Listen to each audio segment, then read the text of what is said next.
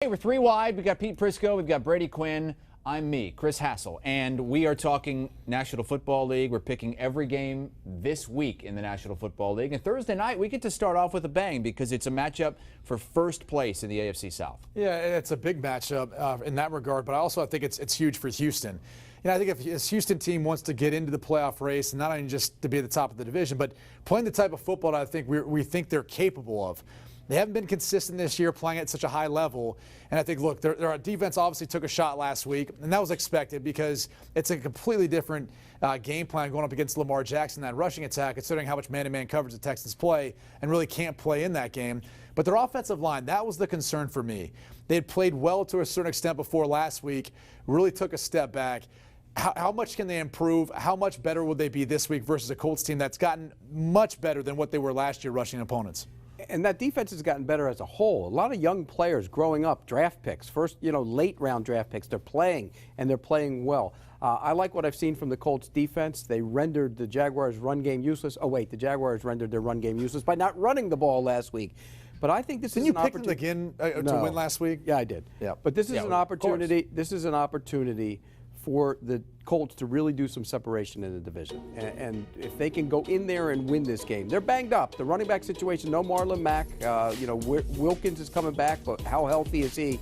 That's going to be tough for them. But I do think this is going to be a close game. But I think this is the Texans getting back right on offense again. And if I'm T.Y. Hilton, I find a way of coming back to this one. Because he always puts up some huge numbers for the Colts when they're taking on the Texans. But don't you think this is a game where they get back home short week? You got the Colts going in there. It's tough to be a road team in a short week, and I think the Texans get offense cranked up again. And you and I have discussed this. This time of the year, week 12, the road team really is at a disadvantage. A lot of times that soreness doesn't really get out until Friday, Saturday before a game later on in the season. And that's where it's going to be tough for the Colts to try to kind of rally back in this one on the road versus a divisional opponent that obviously knows how badly they need this game, not just for the division, but I think for outside perception as well. Think about that. They played on Sunday. They're on the road today, right? They're on the road today. That's a tough turnaround, and particularly in the division. Tough turnaround for Deshaun Watson, too. He's probably still hurting. He was sacked 6 times on Sunday against the Ravens. He was only sacked 7 times total in the previous 5 games. That offensive line fell apart. It fell apart, and the thing that stood out to me was it was a number of things. It wasn't just like they were just getting flat-out beat. They were getting out-schemed by Don Martindale, the defensive coordinator for the Baltimore Ravens. He did a tremendous job versus the Texans' offense and really their scheme of what they were doing up front. It was pick stunts. It was games. It was different ways of finding ways of getting Deshaun Watson to hold on to the football and wrapping a guy back around to pressure him and finally get him down on the ground. Yeah, the one thing we talked about last week was how Carl Smith had got the ball out of his hands. He didn't get the ball out of his hands the other day. He held it again, and that's something he has to get over. He has to be able to get the ball out of his hands, and they did a great job of keeping him here and containing him. I think the Colts have to do that as well. They're going to have big problems. Well, and that's the thing is we shouldn't put this all on the offensive line. No. Deshaun Watson's got to do a better job of getting the football, but taking what the defense gives him. Take the easy one. It doesn't always have to be a big play down the field. Correct. Okay, Pete, you like Texans to win. Do they cover the 3.5? Yeah, I do. I think they cover the 3.5. Again, it's just such a tough turnaround. Play back-to-back division games and go on the road. I hate the 3.5. I think the Texans win, but I see them win this one close by 3. Okay. Seahawks are at the Eagles. Seattle is 8-2. Their only 2 losses have come against teams that are currently 8-2, and they've both come at home, unbeaten away from home. Yeah, and Philly, hasn't really looked like I think the team we thought they would be at this point in time in the season, but this one smells fishy to me. It's just something about this, and Seattle, you think they'd be well prepared for this one, given the fact that they got a little bit of time off last week with the bye. And this defense has struggled, but this is also a team last year that was 4-6 and then turned it on down the stretch. Philly's at 5-5, and if they want to make a run for the division, they've got to do it now. And I don't think they can afford to lose this one, given the circumstances. So something tells me that Philly's going to find a way to win this. And you really can't make an argument based on what we've seen so far outside of the fact that Seattle's a much better home team than on the road.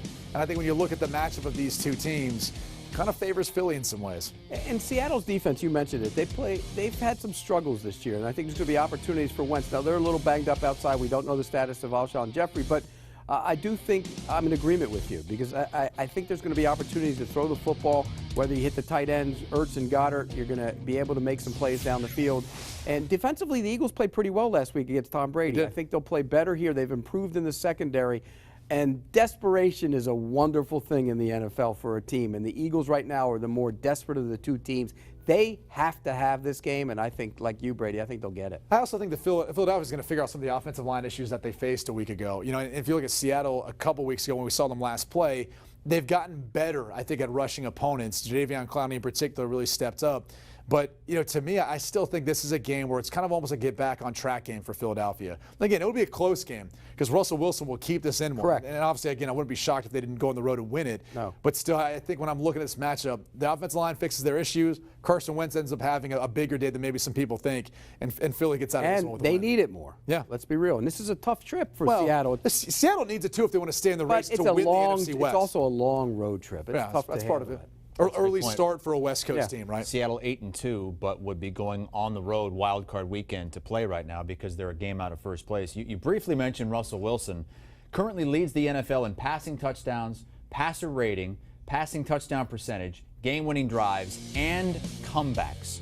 He's been incredible. I mean, look, I think right now Lamar Jackson's your MVP, but Russell Wilson is right there. And I do Absolutely. think by the end of the season, especially if they climb back atop the NFC West, he's going to be your winner. But the thing that stands out to me the most, you know, everyone gets on the Seahawks because they run the football a lot. The bottom line is they're replacing Doug Baldwin, which was his #1 target for almost the extent of Russell Wilson's career. Tyler Lockett's going to do a good job stepping up in his place. And they're doing DK Metcalf, a rookie, a guy who's really done a good job of developing and kind of funneling into this role. And without Will Dissly, I mean, when you think about some of the things that they had to do in their passing game coming into the season and then replace once they got into the season, it's really significant. And he had to overcome Brian Schottenheimer, which is a tough task to do. I mean, Lay off Shoddy, man. yeah, I'm kidding. He's done a good job. He's done a good job this year, Schottenheimer. He's allowed him to be much more aggressive in the way he's called the game. And I know that's not what he wants to do, but he's done it. And Well, that's what happens when you run the football. You can then throw these deep play-action shot passes, which is what Russell Wilson can do. And the defense has forced them to be more aggressive because they haven't been the dominant defense they've been in the past. It's too bad we didn't get a chance to see Russell Wilson against the Eagles secondary early in the season because they couldn't cover anybody. You guys both like the Eagles -1.5 in this game? I do in this case. I think Philly gets back right and they get a win. And if that happens, probably going to be in a first-place tie because the Cowboys have to go on the road to face the New England Patriots on Sunday late afternoon. We'll pick that game in a little bit, but we want to move on to the Giants and the Bears. Giants have lost 6 straight. The Bears 1-5 since that 3-1 start. And we don't necessarily know who's going to start yet, right? Mitch Trubisky's still dealing with the hip pointer, the issue with his hip, depending on what you want to call Injury. it. If he can play, he needs to play. You know, this season, I think, is lost for them right now anyway. And much like we're looking at with the New York Giants, who are figuring out what they have in their rookie quarterback, Daniel Jones, they need to give Mitchell Trubisky the rest of the season to figure out what they have in him. Okay, what does he have to show to win another year with the Bears, to get Well, them to he's already stick under with contract for I know another year. It comes down to whether or not they pick up the 5th-year option. And that, quite honestly, might have nothing to do with what he really does on the field. It could be the fact that maybe they just want to have him under control for that amount. Will he be the starting quarterback next year for the Chicago Bears? I don't think so. You? I would say at this point. I You're a Bears would hope fan. not, but like you've said many times, Ryan Pace made this pick, traded up for Mitch Trubisky. Well, maybe Is he Ryan- going to admit his mistake? Well, maybe he won't be around to admit the mistake. That's also that possibility. that's true. But how do you go from where you were a year ago to where you are now and blow up the whole thing and get rid of everybody? I don't think you can. Well, I think you can make that case as far as a lot of the other pieces that they have. But as far as looking at if you can upgrade at your quarterback position, there's going to be some tradable assets. Cam Newton's already talked about the fact that he wouldn't mind being traded to Chicago, Pete. I know that's not popular for you, but there's going to be Kyle there's Allen gonna be some stinks, so they there's going gotta to be keep some other Cam. guys who are going to be out there that are going to have the opportunity to sign or trade for. And of course, the draft is coming up. And depending on how the season ends, maybe they'll be in shooting distance of going back into the draft and getting a quarterback who they feel like can come in and compete or come in and get the job done. I'm with you, though. He needs to play. They have to find out. If he's healthy, he needs to play. You know what you have with Chase Daniel. He's a backup. Yeah, and I think as far as what Mitchell Trubisky has to do at this point, you know, to me, it's not even about wins and losses because the defense isn't playing quite as well. They're not running the football really effective. He needs to prove that he can really kind of take over some games and give you enough as far as the passing attack and be a competent passer and prove that he can be a starter. Otherwise, you know, again, he's probably going to be looking at competing at best if they don't look at potentially moving on from him with still a year left on his rookie. But they don't run it well. They don't throw it barely at all. They stink throwing it. Defensively, there's been a lot of regression on that side of the ball by a lot of players. When are you going to hit the field goal kicking? Well, I mean, that goes without saying. It's just right now, and Matt Nagy's had a rough go of it calling plays. It's just not a good team right now. How about the New York Giants? Daniel Jones has had some flashes. He came onto the scene. They won their first 2 games, but have lost 6 straight since. He better worry about his ball security because that's been an issue for him in the pocket. His pocket presence, his ball security, and when you're going up against a team with Khalil Mack and the way that offensive line is played, he better be holding onto that ball tight or getting out of his hand quick. So this is a game plan where I feel like Pat Shurmur really needs to do his best job of getting the ball out of his hand quick or Max protecting and not allowing him to be sitting back there and not having a double team on Khalil Mack the entire game. They're banged up with their weapons. Shepard probably won't go. He's still, he's practicing, but he's still got some concussion issues. Ingram's got the foot. But Darius Slayton's a guy who's emerged as a big play threat, and Jones has a lot of faith in him. He does. And then sometimes they spend a lot of time over the offseason, preseason, and all that, especially when you're not getting those 1 reps because Eli Manning was. It's those next guys, and once they get their opportunity to play, you trust them in one-on-one situations. I was there in May at the minicamp. I watched those 2 work, and I came back and I told Jamie, I said Jamie Eisberg, I said Darius Slayton's going to be a big-time player in this league, and he will be. He's going to get better and better. I think with that speed, he's going to improve and get much better. The Giants, though, this is all about, you mentioned it, making sure Daniel Jones continues to grow the rest of the season. What's the pick? Oh, Chicago. I mean, Chicago -6? That's the tough part. I think -6 because I do think the defense will step up at home. And also, we're talking about this time of year where the weather gets pretty bad there in Chicago. And so I think that'll play to the Bears' advantage being at home and dealing with the rookie quarterback on the road. That big number looks funny. So, yeah, I'm laying the 6. Yeah. It is surprising to see the Chicago Bears, the way they've played, as nearly a touchdown favorite, but it is the New York Giants. They have lost 6 straight. Let's move on to the Lions and Redskins. The Lions are 3-6-1.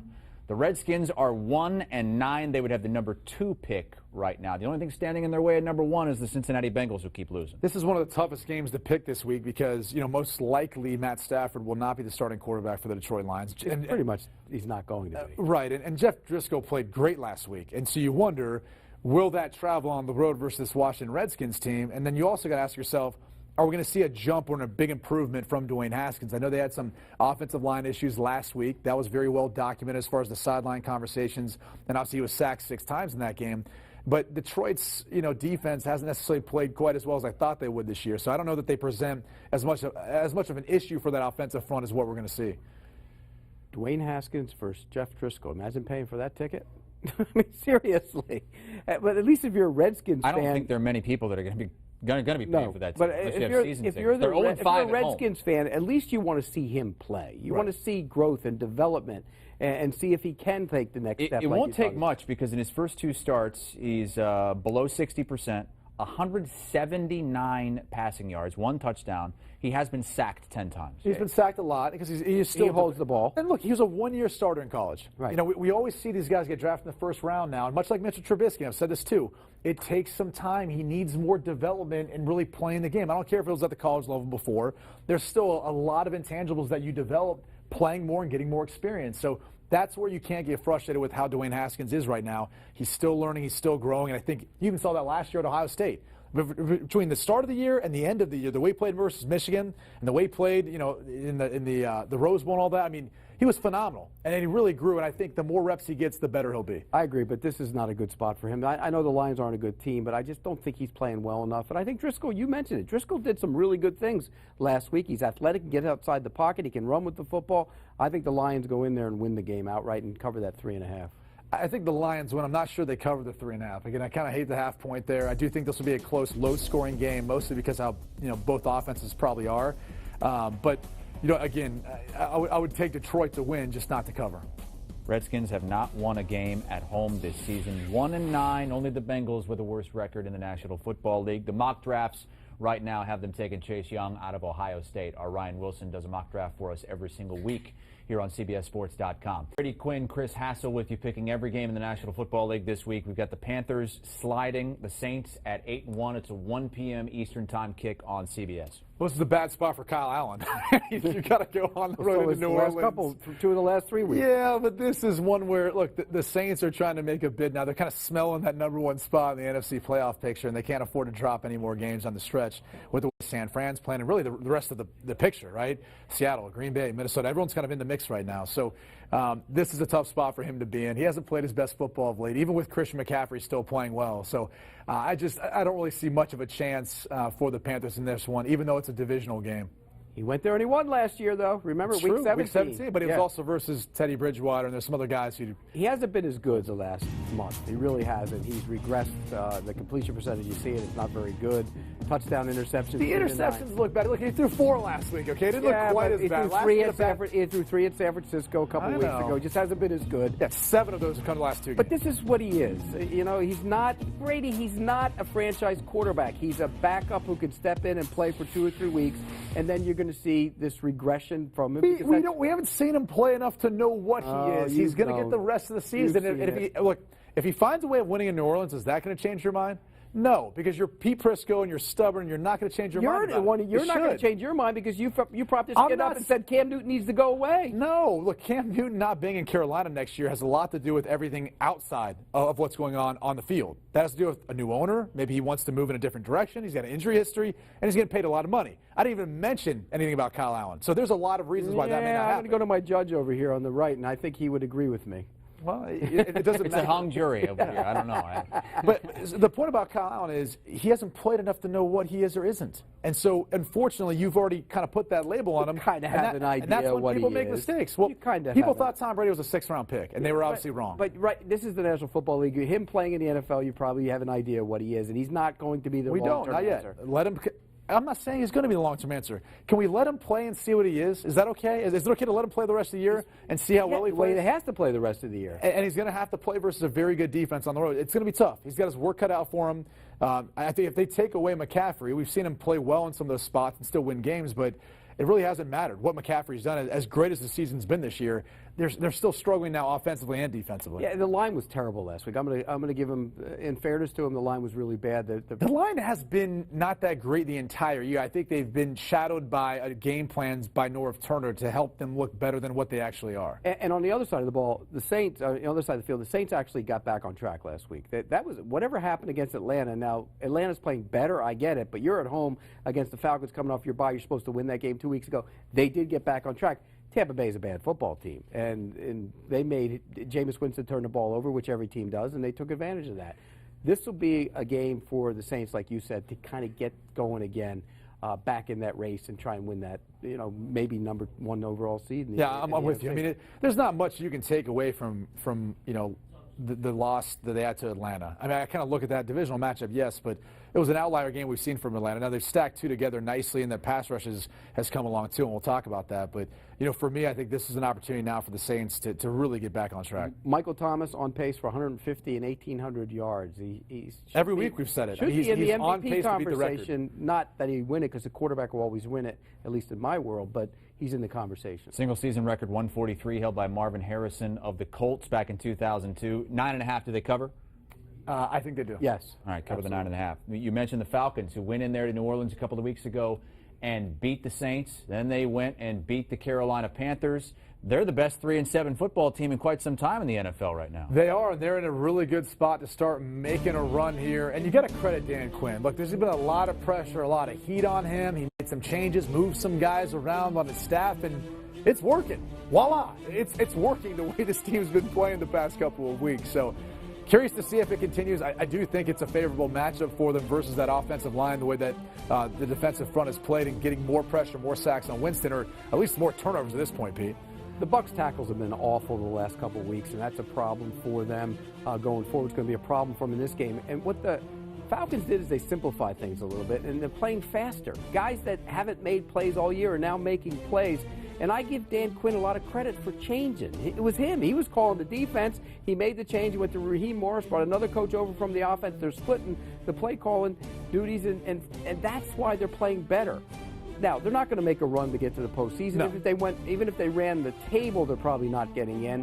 But this might be a chance to save Dan Quinn's job. If they do run the table or get to 8-8, does Arthur Blank make a change? Or does he step back and say, hey, these guys played for him, they believe in him, let's go and keep him for another year? No, there's definitely a possibility for that. And that's the other thing I think you got to evaluate if you're an owner right now, how this team has been able to battle from so many losses and still be able to fight for their coach and adapt to the changes and execute the way that the coaches have been, the things they're asking them to do. It speaks volumes about what they have in that locker room. On the other side, is Jameis Winston coming back next year? Has he done enough to earn the right to come back? It's hard to tell because you go back to last week, they didn't have much of a running game, and everyone's going to talk about the turnovers. And there's been times in which Bruce Arians has come out in his defense, and he's basically said, look, we had some receivers who were on the different page and it ended up kind of selling the quarterback out.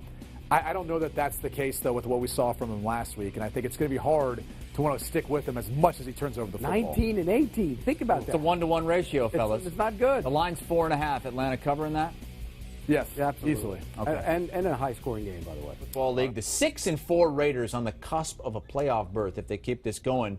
The Jets have won 2 in a row, though. This is a tricky spot, one would think. The Raiders are still in the hunt, but they've got a long trip from the West Coast all the way to the East Coast. We know how that usually impacts teams having to deal, especially with an early start on the East Coast.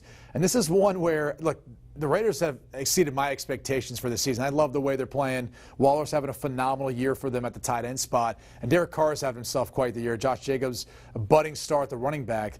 That defense is still a concern for me, and I don't know that this defense is going to travel to the East Coast, especially the way the Jets and Sam Darnold have played the past couple of weeks. So I know it seems kind of funny. Not many people are picking the Jets for the way their season's gone, but I think this is a spot where the Jets surprise a lot of people. I know somebody else who's picking the Jets. Who's me? That? Really? Oh, yeah. I think they win this game outright. I just think this is a tough spot for the Raiders going all the way across. You have the Chiefs next week. You're clearly going to be peeking ahead to that. A trap game, maybe, right? Yeah, and the Jets are playing better football. And the Raiders' defense is getting better. The young players are getting a little bit better, but I think this is a tough spot. I'm with you on that. I think this is a real tough spot. I think Darnold's getting better. He's throwing the football. Gase is now comfortable with what he's doing. He's got the vote of confidence. He's going to be back.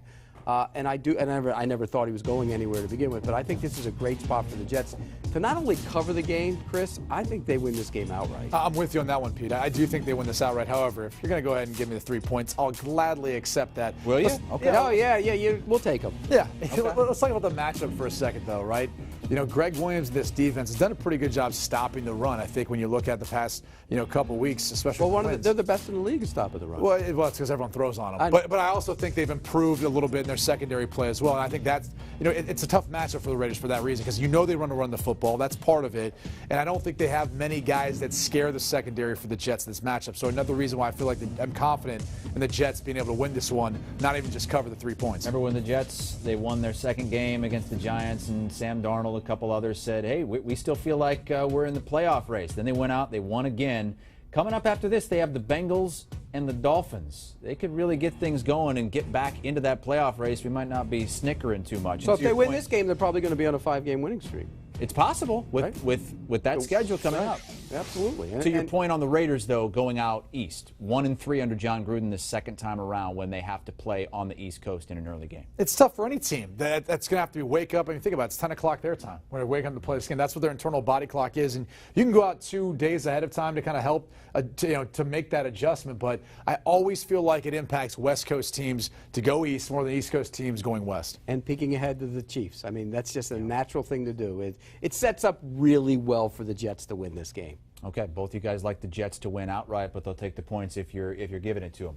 We got the Broncos at the Bills. That's a 1 p.m. Eastern time kickoff on CBS. The Bills have the third best record in the AFC. It might surprise some people, but I think it might have a little bit to do, too, with their schedule. I mean, let's be honest about it. But this is going to be a tough one, I think, for Brendan Allen. I mean, look, he's played well so far, and given his inexperience coming into this spot for the Denver Broncos, and given what we saw earlier this year from the Denver Broncos offense. However, this is a defense that it's at this time of year, it's going to be windy, it's going to be cold. This is the tougher conditions that he's faced, and going up against the defense that's been really salty at home. So, unfortunately, I think for Denver, this amounts to, I think, a low-scoring game, but most likely another close loss for them. The battle of the Allens, except one is better than the other, and it's Josh Allen, and he's starting to play much better football. And, yes, it was the Miami Dolphins last week, but the throw he made in the middle, in cover 2, there aren't a lot of guys that can make that throw, Brady. That was look the safety off, come back, fire the rifle shot. to John Brown for a touchdown. He is making strides as a quarterback, and people aren't noticing, and they should be, because he's getting better and better. He's not Lamar Jackson by no means. He's not showing that consistent enough for me, and I think that's why it's hard to get behind that. One thing, though, to keep an eye on this matchup for me is John Brown. You mentioned him a second ago. The way he played last week versus Miami, they really don't have a number one guy. He looked like a number one guy. Is that how Vic Fangio and their defense is going to view John Brown? Chris Harris. Are they going to match up Chris Harris? You would think they would put him on there, and that means Allen's got to go somewhere else a lot of the time, and I think he can. He is making strides, Brady. They dropped so many passes on that team. It's unbelievable. Dawson Knox, and he did have a touchdown last week, but he dropped a touchdown pass against Cleveland. He dropped an out ball against Cleveland. That's what happens when you're catching Nolan Ryan. You're going to drop some of those fastballs. Yeah, well, they got to start catching them, and they do need a number one wide receiver, a big, strong, physical guy. They got a lot of little guys. They need a big, strong, physical guy. But this week, they won't need him. Their defense is going to play well. It's a tough spot for Brandon. I'm surprised the spread is kind of this low, but I do think it speaks volumes to how good this Denver Broncos defense has been in kind of keeping them in games. And obviously last week, I mean, you can make the case they kind of blew things there with the way they started off, 20-0 at halftime. Oh, yeah. It was the first time in 99 tries that the team blew a 20-point halftime lead. And who was that quarterback? Kirk Cousins. Kirk Cousins. Okay. Yeah, he did. He was good. Always comes back to Kirk Cousins, doesn't it? Hey, -4. Are they covering that? Buffalo didn't score many points. No, but 17-10.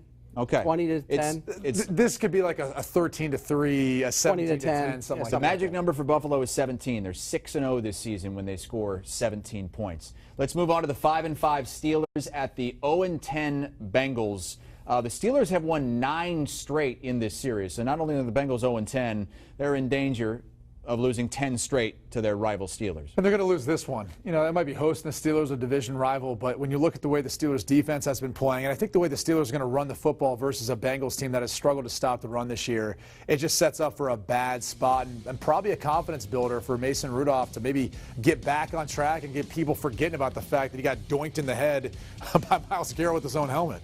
They'll never forget that. He's always going to be the guy who got doinked in the head with the helmet.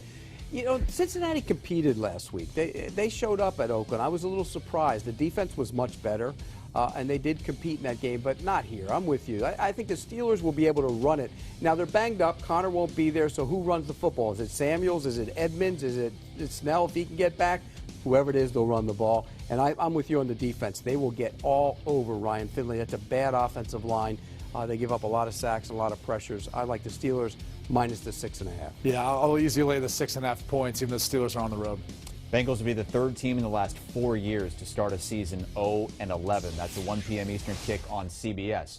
Let's go to the 2-8 Dolphins and the 4-6 Browns, who are going for their 3rd consecutive win as they try to keep a dream of a late playoff run alive. Yeah, and I think they're going to get that win this week. David Njoku should be back, adds to another weapon, even though they're obviously going to be without Myles Garrett for at least what I think we can say is going to be, the next 2 or 3 games if we're looking at the precedent set. Yeah. By the Antonio Smith, Richie Incognito incident. He missed, 2 preseason games, then 1 regular season game, so 3. So you'd at least think that if they're basing anything off of that, he's going to be gone for at least the next 3. But I don't think it's going to matter in this case. I think this is a tough matchup for Miami. They're not as talented. As long as Baker Mayfield takes care of the football, makes the right decisions on offense, it doesn't even matter if the defense gives up some points to Ryan Fitzpatrick. Cleveland will be able to outscore this Miami Dolphins team. Hasn't thrown a pick in his last 3 games.